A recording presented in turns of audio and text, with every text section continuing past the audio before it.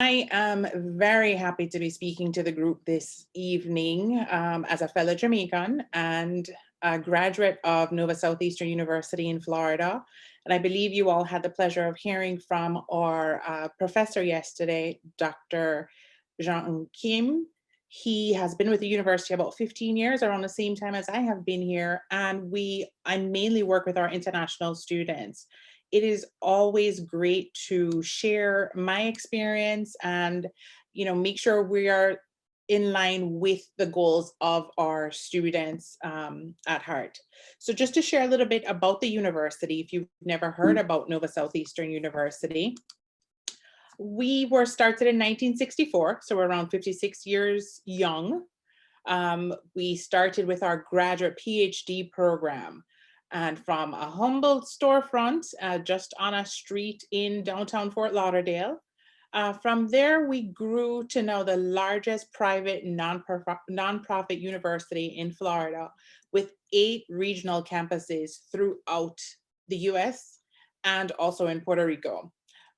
If some of you know, we actually used to have a campus in Jamaica years ago. We were in Jamaica for over 25 years, especially with our business and our education college programs, our master's programs. So Nova does have a strong history with Jamaica. So one thing that I always remember growing up, if you don't stand for something, you'll fall for anything. So 8 core values for the university: academic excellence. We're always making sure that our programs are in line with what the market needs, what the business place needs. Student-centered, we make sure we have as many resources as possible for our students, regardless of the area of study they are in, whether it's our business programs, our medical programs, psychology. Integrity, we definitely uphold integrity across the board with our faculty and our students. Innovation, right now we're in the process of opening or building a hospital on campus. There's a lot of research that we're always doing, whether it's on cancer side or they are doing on the business, Shark Tank, think tank projects that we're doing, not just with our students, but with community. Opportunities for our students, internships. You can always go to school and earn a degree, but if you don't have that internship opportunity, that experience in the business place or in the hospital environment, it doesn't mesh well in order for you to grow as a professional. So we're always making sure we're finding new opportunities for our students. Scholarships. Any student knows, unless you're on a full scholarship, you want to know, how can I fund my education? What do I need to do? Whether it is a merit-based scholarship, a company that is sponsoring you, or research-based that you're receiving funding for. So those are some of the things that you want to consider when you're looking at a university. What are their values? What are they looking for in themselves and for the students? So Heisinger College of Business, which is the business college for the university, we have over 18 different colleges in our university. We have Florida's largest accounting program. And speaking with you guys, our accounting program has evolved from having an accounting and a taxation program and realizing that most of our students, their goal is in accounting, whether it's to sit for the CPA, to open their own company, or they want to go on and teach as well in the accounting field. So that has really led to the growth of our accounting program. We are also the largest graduate business college in Florida. Going back to internships, and we want to make sure our students are gaining experience, we have partnerships with different companies. And in every company, there's an accounting department, right? So there is always opportunity for those students. We also have internships that we partner with. PwC and Deloitte is two of the firms that we work very closely with. So I'll go over our Master's of Accounting program a little bit more, but just to share with you all of the programs that we offer. So Master's of Accounting, Public Accounting, Managerial Accounting, Taxation. Those are the concentrations that we offer in that field. There is Master's of Public Administration, one of our newest ones, Master of Science in Philanthropy and Nonprofit Management, and Master of Science in Human Resource Management. Real estate development, believe it or not, it does have a major accounting side involved in it. And our newest program starting in fall of this year is our 1-year MBA Saturday program. Listed here, you'll see all the majors that we do offer in our MBA program. Certificates, and I will tell you it's something that we've seen in the accounting field, it's something that we are considering, is that an area that students would benefit in. If a student says, all I really want to do is sit for my CPA, all I really need to do is these additional credits, additional courses, you know, is that something we can help that population with? So it's not listed here, but that is definitely something that we're doing research on and seeing if there is a market for it. So we start our program 5 times a year. The Masters of Accounting program is 3 times a year because those students are in classes for 16 weeks. So where our other programs, they have 8-week terms, our accounting students go through the program for the entire semester. So fall 1 and fall 2, they're taking those courses throughout the program. So going back to formats, something you always want to consider, you know, if things have changed with the pandemic, of course, where more students don't have an option of not taking online courses, there's some form of online within their curriculum. And we realized that we were ahead because we had so many classes that we offered online. So our students weren't afraid of being in that environment, but we still gave them the option of if they wanted to be in class, they could. And that's where we have our Blend Flex program. All of our programs from Masters of Accounting, MBA, HR, they're all offered either online completely or in an evening Blend Flex model or weekend for some of our programs. So we find that not only do we have students who are only in school, but we have a lot of students who are working professionals, have a family, you know, have other goals that they have in life. They're not going to just spend their entire time doing their educational studies, but they want to mix and have a blend, a life blend, life balance, I should say, really, in their future plans. I'll see. Well, let's go to that afterwards. I'll go to that. So more of what I find that students don't realize is how far ahead they need to start planning for applying to graduate school, whether it's for a master's program or a PhD program. The earlier you start the process, the more ahead you'll be, the better opportunities you would have. So our program, as I mentioned, most of our programs start 5 times. We usually advise our students that they have everything in at least a month before the start of the semester. My international students, I tell them at least 2 months before, because if your degree is coming from another country to study in the US, not all universities do what's called an internal academic evaluation. So that's where we'll look on your grades. And I know UTech is now on a GPA system, but we still need to verify with this company that yes, it is equivalent to a bachelor's here in the US.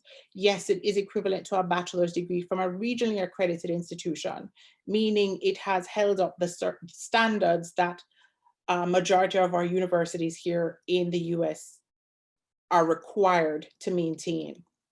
So that process can take anywhere from 2 weeks to a month, because you are now sending your transcripts from your school, which may take a longer time than expected, to another company and relying on them to do this process and send it on your behalf for review for admission. Some programs only review applications a certain time of the month. They only review a certain number of applications. So the sooner you start that process, the better.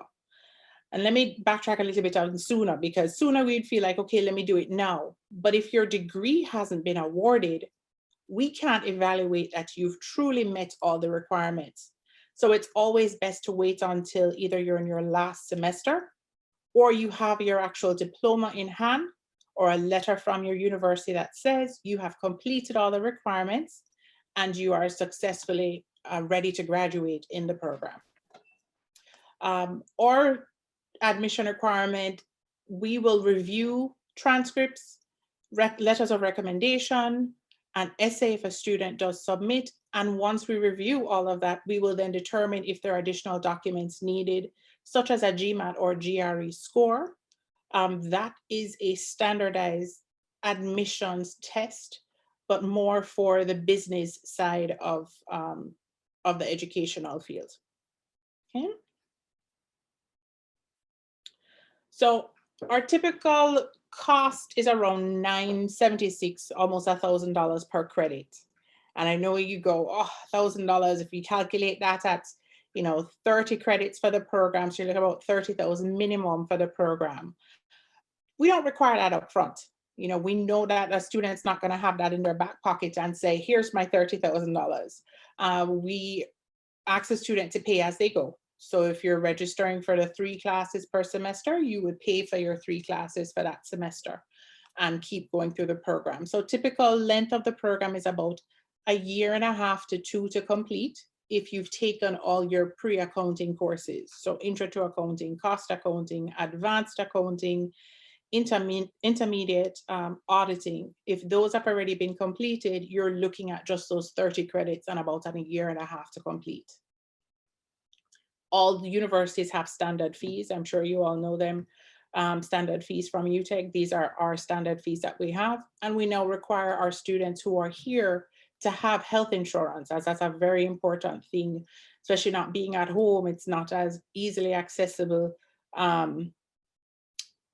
with paying for it out of pocket because of the cost. So it's always helpful to have insurance. So we've made sure that that's available to our students here.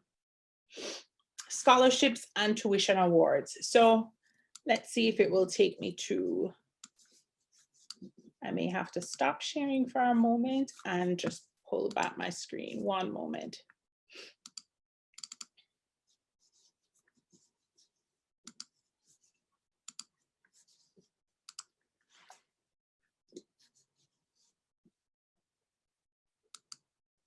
I hope this information will all be helpful to you guys.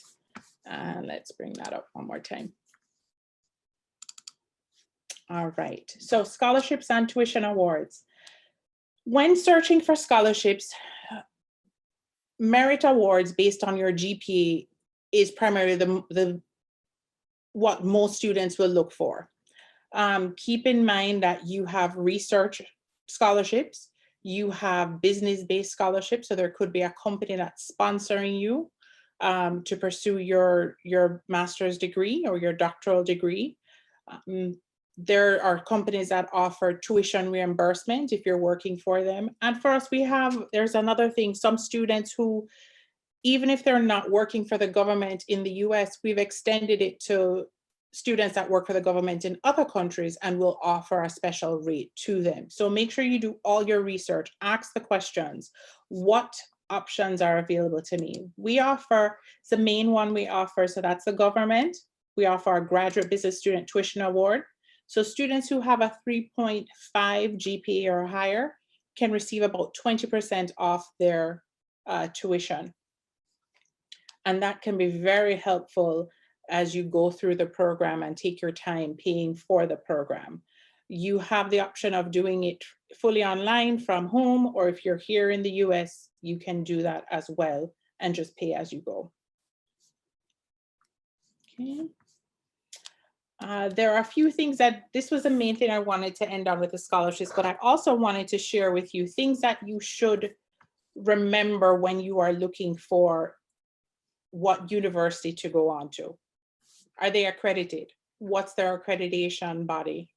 Regional accreditation in the US is one of the main things you must look for. Too many times I've had students who start a degree at another university that's nationally accredited, they try to transfer their credits, and those credits are not applicable to the other degree that they're looking at. So make sure you research the accreditation of the school.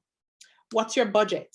Not just thinking this program is cheap, so let me go ahead and take this program, but how credible are their degrees? Do you know anybody that's completed a degree from there? Also, you want to consider, where is the school located? If I wanted to visit the school, on campus to use some of the resources and, get an experience of being on campus at their university. Where is it? Is that something that I can do? Is it just something that's online, or do they really have a building? Believe it or not, it's unfortunate there are scams, but there are schools that really don't exist. And it's very sad to hear students that fall into that situation. Ask questions, do research. I've even had students who are looking at Nova and will ask me, have I ever heard of this other school? Don't be afraid to ask. And something else you want to consider as well,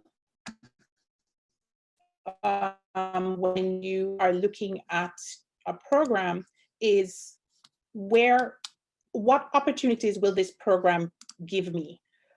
Is it in line with, I'm going to go back to the icebreaker that you have, is it in line with my purpose and my goal in life? Purpose was one of the main words that he used in his speech. Make sure that this will get you to your goal in life. That's mainly what I wanted to share with you guys. I figured it would be some helpful information when researching your next steps if you're planning on pursuing that graduate degree. It's very helpful information. As myself, who did a bachelor's and a master's in the US, there are certain things I wish I knew before I started.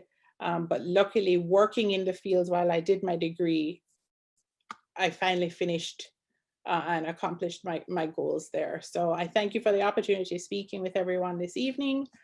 And if you do have any questions, either at the end or now, I will share my information so you can all reach out to me.